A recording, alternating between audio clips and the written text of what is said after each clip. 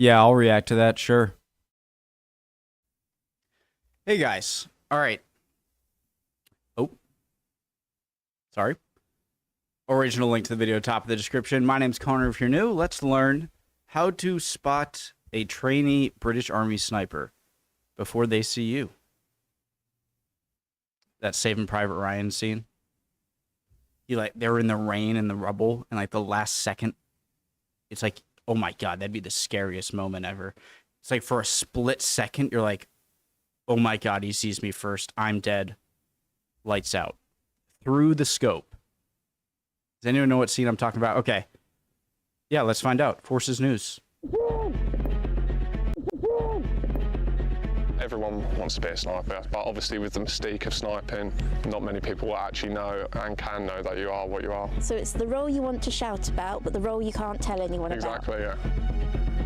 The role of a sniper is to locate, observe and destroy key enemy personnel and equipment by the use of indirect or direct precision fire. I don't have great eyesight, and I think if you have two snipers and they're both equally skilled and good at what they do, but one has glasses or contacts in that if they get broken or you lose one, then that's a flaw that you have that the other guy doesn't. Because even if you have glasses, you can't become a pilot if you don't have good vision, right? Just because obvious reasons. Right? Just shout sniper freeze. Yeah,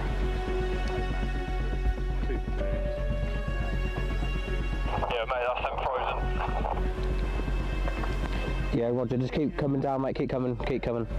Snipers have been dropped off a kilometre away from their target with the aim to see but not be seen. Internet?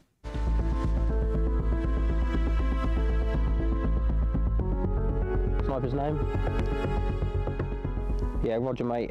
Just need to do a better map recce, and he's got no natural cam in his ghillie suit. Yeah, I just found one, yeah. So his use of ground, he was on the away bank of the re-entrant where he should have been hugging the home bank, and he had no natural cam in his ghillie suit. So he basically needs to do a better map study so he can read the ground better and not get seen. That's first catch of the day, yeah. It's a game of fun. What?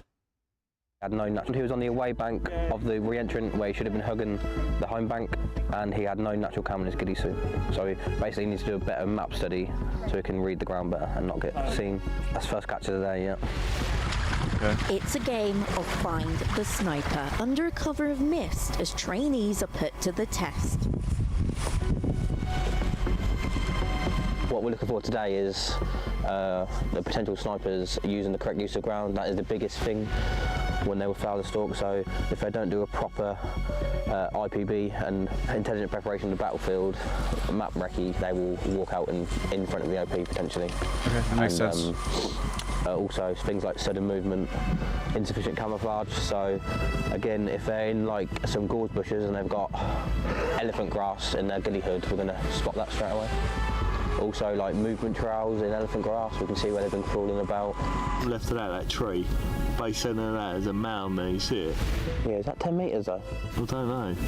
It looks like a geezer's laying there. Yeah, like just plonked himself on top. Go for it, mate. If you move to your right, walk to your right, keep going, keep going, keep going, keep going, keep going, keep going, keep going, keep going, stop. Turn and face, mate. Guys, what if you kept like a pigeon? Okay. Because one little slight movement, just to like make someone kind of notice, even if they didn't see you, but just like, wait, what was that? What if you think you made that little movement you didn't want to, like release a pigeon or something, so that the people are like, oh, there was a bird in that bush, that's why it moved. You know? Part of me think this is a really dumb idea, but maybe? No? Does anyone know what I'm trying to say? Like, just forget it. All right. Forget it. Stop. Turn and face me. Card in a right hand. That's a ghillie suit. That's him, isn't it? That's him, isn't it? Yeah, hit. Cool. Yes! Nice. Sniper's name. From here, it just looks like a weird little mound. Like unnatural. 2 down, 4 to go. As amongst this terrain, 4 snipers move carefully, unseen and undetected, hiding in plain sight under a ghillie suit that's been adapted to blend into the environment, making it even harder to catch a sniper. Card out, right hand. Down, down, down. In. Shot through there, sniper. Incorrect. Oh, roger. But little did they know how close they were. This sniper is in position, stating he's on target, but can he see what's on the board? Letterboard up. 5, 4, 3, 2, 1. Letterboard down. Sniper says Alpha. Sniper is correct. The letterboard is to check that the sniper isn't just sat in a bush looking at the floor, like, it's to check that he's got eyes onto the OP. He obviously got into position, fired his first and second round, got the letterboard correct, got his range correct, and then we'll see about his brass when we get back to the ERB.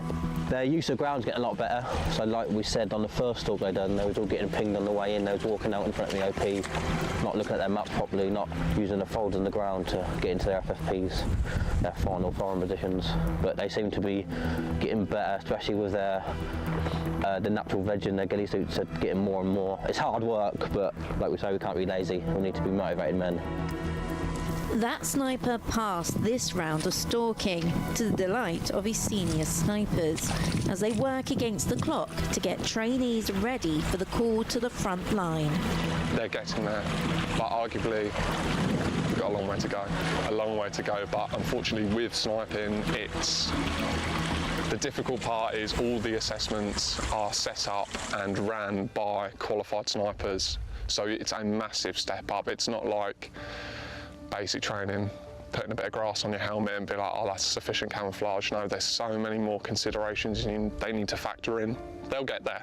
One of them done all right, which is okay, like you're happy with that. 5 stalks in and we've got 1 person, but there was so much more he's missing, like the actual firing the shot, the actual doing the elevation, the clicks. So we've still got a lot to train them. So don't judge us harshly on only 1 person being successful, because we've still got a lot to teach them and we've got a long way to go. Known as the Vikings, the 1st Battalion, the Royal Anglian Regiment, has changed its role. With their sniper and reconnaissance platoons, they now operate as part of the 11th Security Force Assistance Brigade. So Siege Company, first and foremost, as I mentioned, we are highly trained recce and sniper soldiers, but then thereafter our role is to train, advise, assist, accompany and enable partner forces around the world. So what that means is we are able to accompany forward on operations partner forces and enable them, and also assist and advise on a 1-up level. Before this, the Vikings were a light role infantry battalion. They were based out in Cyprus, and before that they were in Woolwich, and they were doing what every light role infantry battalion does, you know, traditional stuff. What is going on in which Cyprus? was composite or composed of 3 rifle companies and 1 support weapons company, which in the support weapons company battalion does, you know, traditional stuff, which was composite or composed of 3 rifle companies and 1 support weapons company, which in the support weapons company had recce, snipers, mortars, anti-tanks and assault pioneers. The purpose of us is to deploy it around the world to partner forces. We now have rifle companies and 1 support weapons company, which in the support weapons company had recce, snipers, mortars and support weapons company. So or composed of 3 rifle companies. So your rifle company is your standard soldier grunt guy, and then The 1 support weapons company. Support weapons is just, it sounds like anything else. It doesn't seem like anything specific. Which in the support weapons company had recce, snipers, mortars, anti-tanks and assault pioneers. Okay. The purpose of us is to deploy it around the world to partner forces. We now have 1 rifle company and 3 specialist weapons companies. While here they're training in the Peak District, these soldiers are trained to deploy on operations around the world. Kirsty Chambers, Forces News, Elite Training Area. So I wonder how flexible or how fluid the support companies are, or support, you know, what you just said. I don't have to say the exact is, do you just maneuver between your standard rifle soldier places, or does each rifle soldier group have its own group of special equipment soldiers? I'm sure I'm getting some of these names wrong that I just heard, but I think I'm correct enough for you to know what I'm saying. So your life as a special soldier, I'm wondering how much different it is from your standard rifle soldier.